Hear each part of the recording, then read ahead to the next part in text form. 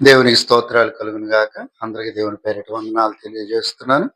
ఇక్కడ గమనించినట్లయితే దేవుడు ఏం చెప్పాడు యోనాతోటి, నీవు నినివేకి వెళ్ళి ఆ ప్రజల యొక్క పాపాన్ని గురించి వాళ్ళని హెచ్చరించు, వాళ్ళు 40 రోజుల్లో నాశనం అయిపోబోతున్నారని చెప్పేసి చెప్పాడు. కానీ యోనా ఏం చేశాడు? నినివేకి వెళ్లాల్సిందే వదిలిపెట్టేసి, ఏమో మనసులో ఏముందో మనకేం తెలుసు, వెళ్ళకూడదు అనుకున్నాడు. కానీ దేవుని మాట తప్పకుండా వినాల్సింది.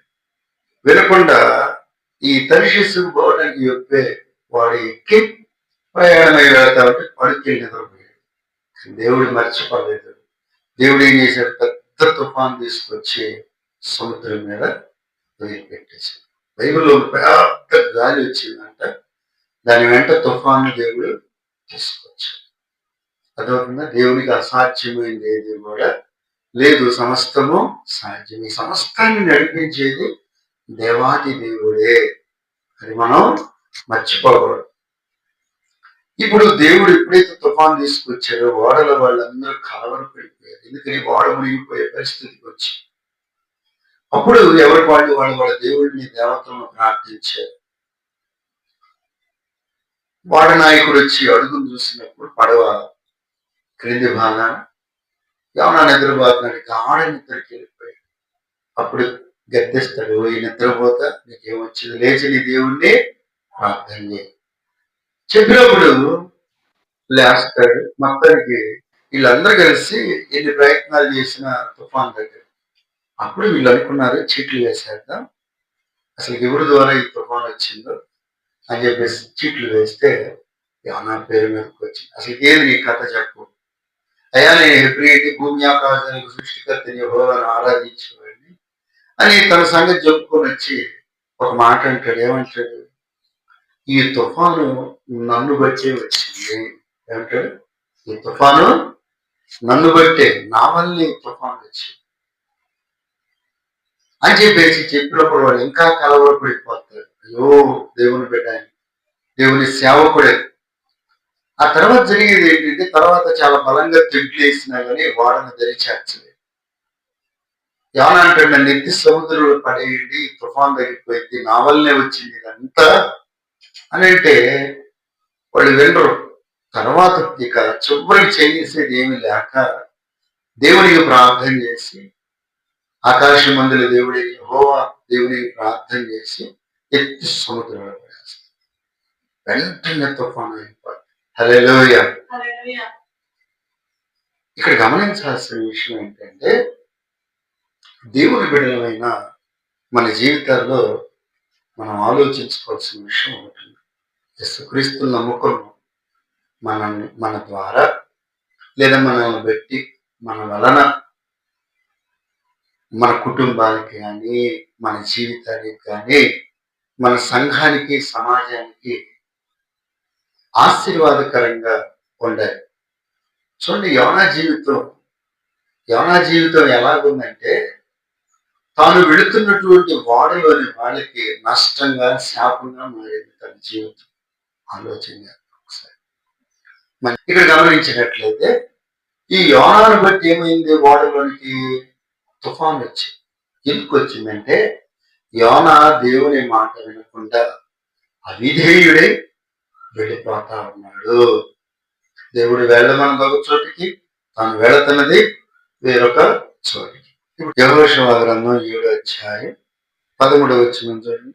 నీవు లేచి జనులను పరిశుద్ధపరచి వారితో ఇలాగ చెప్పుము, రేపటికి మిమ్మును మీరు పరిశుద్ధపరచుకొనుడి.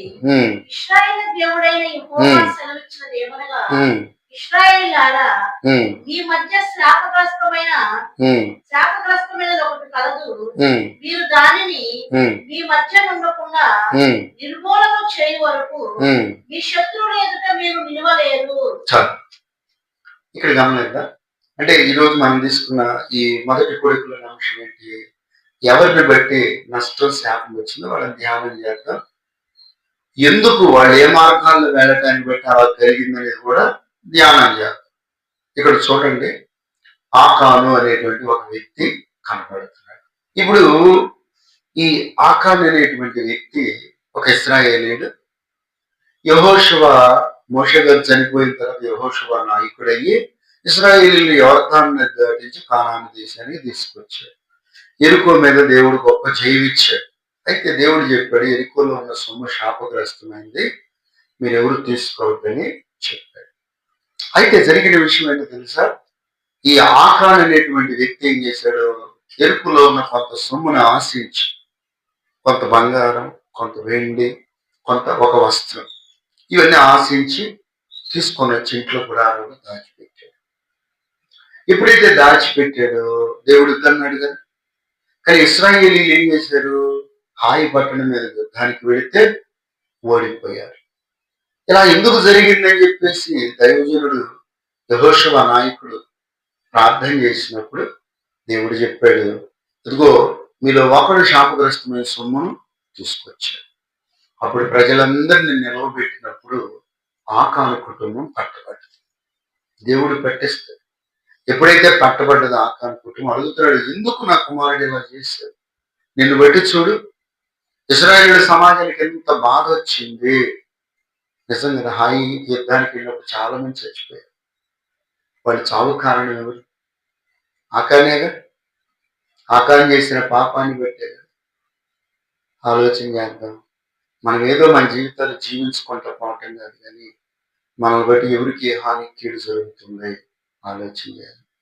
చాలా మంది అంటారు, ఎవడు ఎట్టబోతే నాకెందుకు, నేను బతికిందే బ్రతుకు, నా కుటుంబం బ్రతికిందే బ్రతుకు అనుకొని చాలా మంది అట్లా బ్రతుకుతూ ఉంటారు. అది తప్పు. అదొక మన మన వల్ల ఇతరులకు మేలు కలగకపోయినా పర్వాలేదు, కానీ మన ద్వారా ఇతరులకి కీడు అనేది కలగకూడదు. అర్థమవుతుందా? మేలు చేయకపోయినా పర్వాలేదు, వాళ్ళు బ్రతుకుతారు. కీడు చేయకుండా మనం ఉండాలి. మన ద్వారా ఏ కోణంలో కూడా ఇతరులకు కీడు అనేది రాకుండా మనం జాగ్రత్త పడాలి. ఆకాన్ని బట్టి ఏమైంది? ఇశ్రాయేలుకు అపజయం కలిగింది. ఇశ్రాయేలు కన్నీళ్ల మధ్యలో ఉండిపోయారు. ఆ తర్వాత గమనించినట్లయితే ఏమైంది తెలుసా? ఆకాను కుటుంబం అంతా కూడా చంపబడిపోయింది. ఆకాను భార్య, పిల్లలు, అదే వాళ్ళ పశువులు, వాళ్ళకి కలిగినవన్నీ కూడా ఆకూరు లోయలోని తీసుకెళ్ళి రాళ్లతో కొట్టి చంపేసి అగ్నితో కాల్చి రాళ్ళన్నీ కుప్పగా వేశారు. చూడండి, ఆ కుటుంబం నాశనం అవడానికి కారణం ఎవరు? ఆకానే. అవునా? ఆకాను చేసిన పాపం ఇశ్రాయేలీయులకు బాధ తెచ్చి, అంటే సంఘానికి బాధ తీసుకొచ్చింది, తన కుటుంబానికి కూడా నాశనం చేసుకోవచ్చు. ఇంకేముందా కుటుంబం? అవునా కాదు? చూడండి, ఆకాను బట్టి, ఆకాను వలన, ఆకాను ద్వారా ఎంత నాశనం నష్టం వచ్చింది. దేవుని బిడ్డలమైన మనం అలా ఉండకూడదు. హల్లెలూయా. బైబిల్లో చూస్తే 2వ రాజుల గ్రంథంలో గెహాజీ అనేటువంటి ఒక వ్యక్తి కూడా కనపడతాడు. ఇప్పుడు ఈ గెహాజీ ఎవరు? ఎలీషా దగ్గర ఉన్నటువంటి ఒక శిష్యుడు, ఒక సేవకుడు. ఇప్పుడు ఎలీషా మంచి పాస్టర్ గారు, కానీ గెహాజీ ఏంటంటే కొంచెం ధనాపేక్ష కలిగిన వాడు. ఒకనొక రోజు నయమాన్ అనే కుష్ఠువాడు వచ్చి దేవుని వల్ల బాగుపడి తిరిగి వెళ్ళేటప్పుడు ఎలీషా పాస్టర్ గారికి కానుక ఇవ్వబోతే పాస్టర్ గారు ఏమన్నాడు, నాకు వద్దు, మీరు తీసుకోనన్నాడు. ఇప్పుడు తను వెళ్ళిపోతున్నాడు. నయమాను తన సైన్యంతో పరివారంతో వెళ్ళిపోతున్నాడు రథం మీద. కానీ గెహాజీ అనుకున్నాడు, నేను వెళ్ళి ఆ సొమ్మును తీసుకొచ్చుకుంటాను. నేను వెళ్ళి ఏం చేస్తాను? ఆ సొమ్మును తీసుకొచ్చుకుంటాను. తీసుకొని వచ్చి ఏం చేస్తాను? నా ఇంట్లో దాచిపెట్టుకుంటానని పాస్టర్ గారికి తెలియకుండా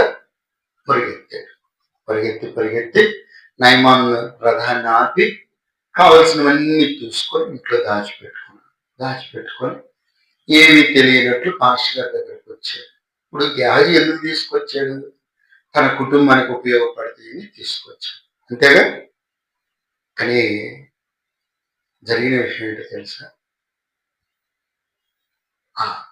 పాస్టర్ గారు అడిగాడు, ఎక్కడికి వెళ్ళారు? నేను ఎక్కడికి వెళ్ళలేదా, ఇక్కడే ఉన్నా.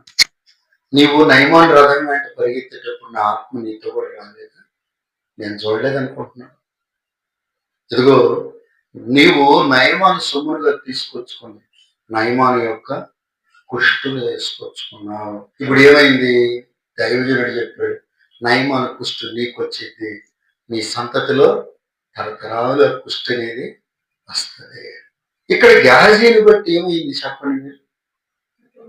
కుటుంబానికి శాపము, రోగం వచ్చింది.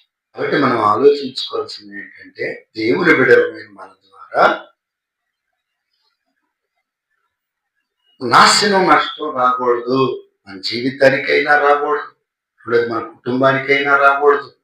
తర్వాత సమాజం అంటే ఇరుగు పొరుగు వాళ్ళకి కానీ ఎవరికి కూడా ఏది కూడా మన ద్వారా నాశనం అనేది రాకూడదు. మనం జాగ్రత్తగా బ్రతకటమే మనకి దేవుడు నేర్పుతుంది. కీర్తనల గ్రంథం 21వ కీర్తన 6వ వచనం, నిత్యము ఆశీర్వాదకారకుడుగా నుండునట్లు నీవు అతని నియమించి ఉన్నావు. నీ సన్నిధిని సంతోషముతో అతని నొల్లసింపజేసి ఉన్నావు. దేవుని స్తోత్రం. హల్లెలూయా. ఇక్కడ చూడండి, ఈ చదువుకున్న వాక్యంలో ఒక వ్యక్తి గురించి దేవుడు రాయించారు. ఏమని రాయించారు?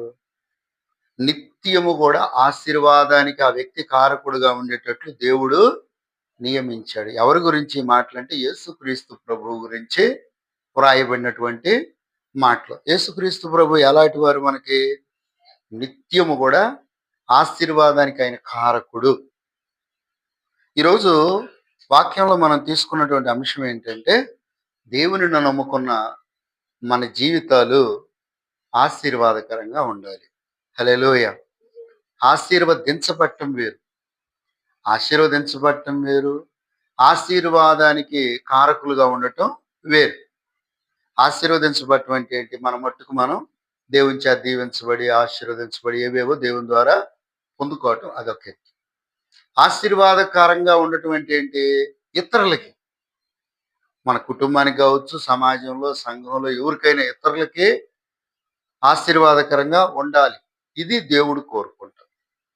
ఈరోజు సహజంగా ఎక్కువగా అందరం ఆశీర్వదించబడాలనే కోరుకుంటున్నాం, కానీ మనం ఇతరులకి ఆశీర్వాదకరంగా ఉండాలి అనేది కోరుకోవటం.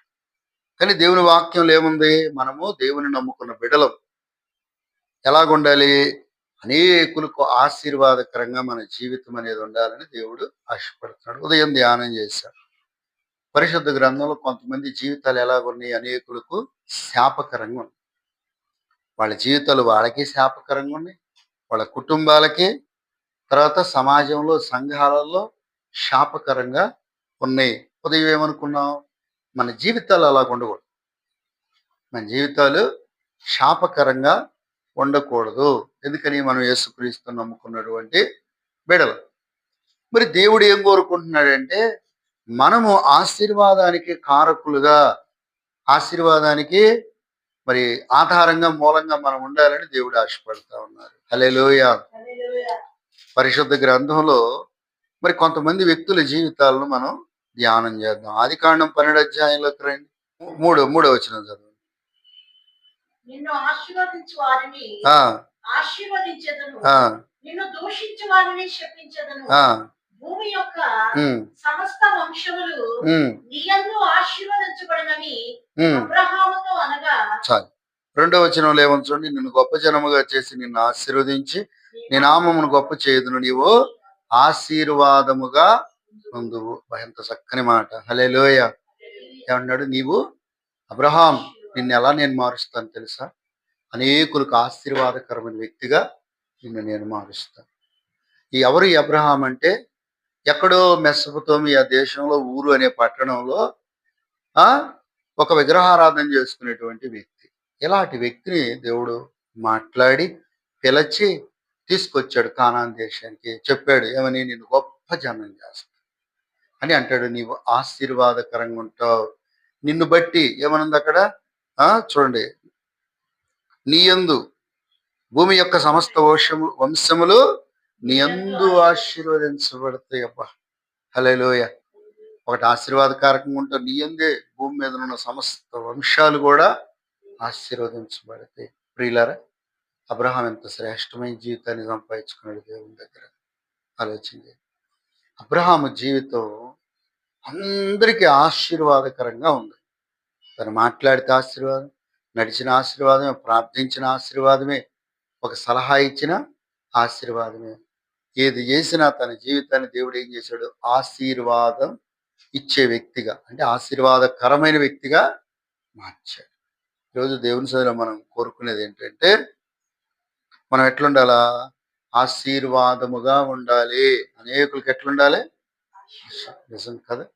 ఎంతమందికి ఆశీర్వాదం అబ్రహాం. ఈరోజు నేటికి కూడా మనకు ఆశీర్వాదం అబ్రహాం. అవునంటారు కాదు? అబ్రహాం నేటికి కూడా మనందరికీ ఆశీర్వాదకరమైన వ్యక్తే. అంటే మన జీవితాలు కూడా ఇట్లా ఉండాలని దేవుడు ఆశపడ్డాడు. నిజమే కదా? తన నుంచి ఎవరు వచ్చారు? ఇస్సాకు వచ్చాడు. ఇస్సాకు నుంచి యాకోబు, యాకోబు నుంచి 12 గోత్రాలు, 12 గోత్రాల నుంచి లక్షల మంది ఐగుప్తుకు వెళ్ళి వాళ్ళు కానాన్ దేశానికి వచ్చి స్వతంత్రించుకున్న ఒక దేశం, ఒక వ్యక్తి చూశారు, ఒక దేశంగా మార్చబడ్డాడు. అంతటితో ఆగిపోయిందా? ఆ వంశంలో నుండి యేసుక్రీస్తు ప్రభు దేవుడే కుమారుడు మానవుడికి వచ్చి ప్రపంచం అంతటికి ఆశీర్వాదంగా మారాడు.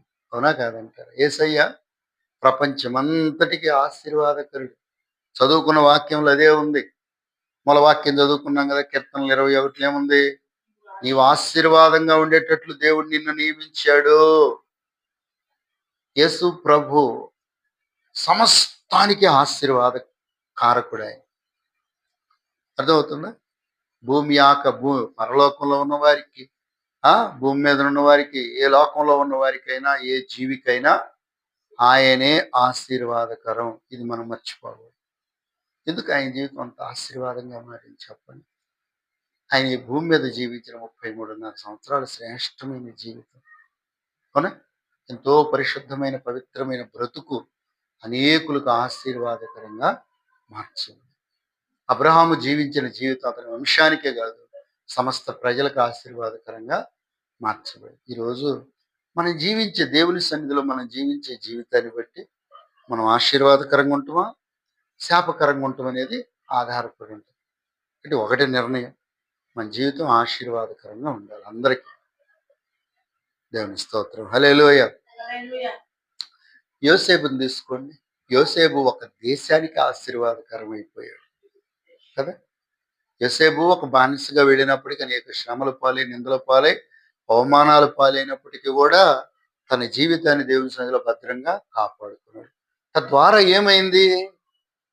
ఐగుప్తు దేశం అంతటికి ఆనాడు కరువు వచ్చిన దేశాలన్నిటికీ యోసేపు ఆశీర్వాదకరమైన వ్యక్తి అయిపోయాడు. హల్లెలూయా. అవునంటారు కదా? ఒక్క మనిషి జీవితం చూసారా? ఒక్క మనిషి ఆశీర్వాదంగా ఉంటే ఎంతమంది దీవించబడతారు.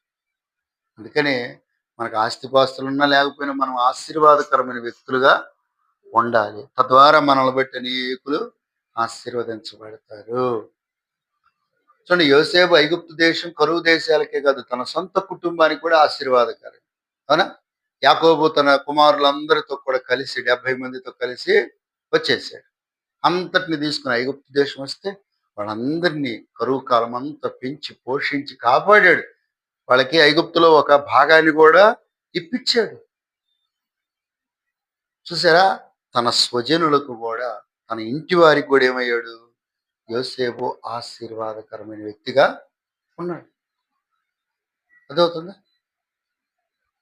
ఇంకా బైబిల్లో మనం ముందుకు వస్తే చూడండి, ఇంకా నిర్గమాకాండంలో చూడండి, మోషే ఇశ్రాయేలీయులందరికీ ఆశీర్వాదకరమైన ఒక దైవజనుడు. అవునా? ఒక దైవజనుడు, మంచి నాయకుడు. ఎంతమంది ప్రజలకు ఆయన ఆశీర్వాదం, లక్షల మంది ప్రజలకు మోషే చేతులు ఎత్తితే చేయం, చేతులు దించితే అప్పచేయం. అవునా? చెయ్యి కర్ర పట్టుకొని చెయ్యి ఎత్తితే దేవుడు ఏం చేశాడు? సముద్రాన్ని 2 పాయలు చేశాడు. మరలా 2 పాయలుగా 2 పాయలు కలిసి సముద్రం ముంచేసింది శత్రువులు. అవునంటారు కదా? అవునా? ఇశ్రాయేలు అవసరతల అక్కర్లన్నీ దేవుడు తీర్చాడు. దేవుడే ప్రత్యక్షమయ్యాడు. ఒక మనిషి ఆశీర్వాదకరమైన వ్యక్తిగా ఉంటే, ఆనాడు చూడండి, మోషే ద్వారా లక్షల మంది ప్రజలు పోషింపబడ్డారు, దీవించబడ్డారు, ఎన్నెన్నో పొందుకున్నారు దేవుని సన్నిధి. ఒక మనిషి ఆశీర్వాదకరంగా ఉండాలి. దావీదును చూడండి, దావీదు తన సంతతంతటికి ఆశీర్వాదకరమైన వ్యక్తి. హల్లెలూయ. తాను జీవించిన జీవితం చాలా శ్రేష్టమే. ఒక్క బెత్షెబా విషయంలో తప్ప మరి ఎక్కడ కూడా తాను తప్పిపోదు. దానికి తగిన శిక్షా ఫలితం అనుభవించాడు, పశ్చాత్తాపడ్డాడు. కానీ దేవుని సన్నిధిలో తాను బ్రతికిన బ్రతుకు దేవుడు ఏమన్నాడు తెలుసా? నీ తరతరాలలో తరానికి ఒక్కడైనా నా సింహాసనం మీద కూర్చోబెడతాను దావీదు. హల్లెలూయా. మనం మొట్టమొదటిగా మన జీవితానికి ఆశీర్వాదకరంగా ఉండాలి. రెండోది మన కుటుంబానికి ఆశీర్వాదకరంగా ఉండాలి. మరి అట్లానే సంఘానికి ఆశీర్వాదకరంగా ఉండాలి. సమాజానికి కూడా మనం ఆశీర్వాదకరమైన వ్యక్తులుగా ఉండాలి. అంతేగాని నష్టాన్ని శాపాన్ని తెచ్చే వ్యక్తులుగా మనం ఉండకూడదు. దేవుడి మాటలు మనలో ఫలింపు చేయను గాక. ఆమేన్. ప్రార్థన చేసుకుందాం.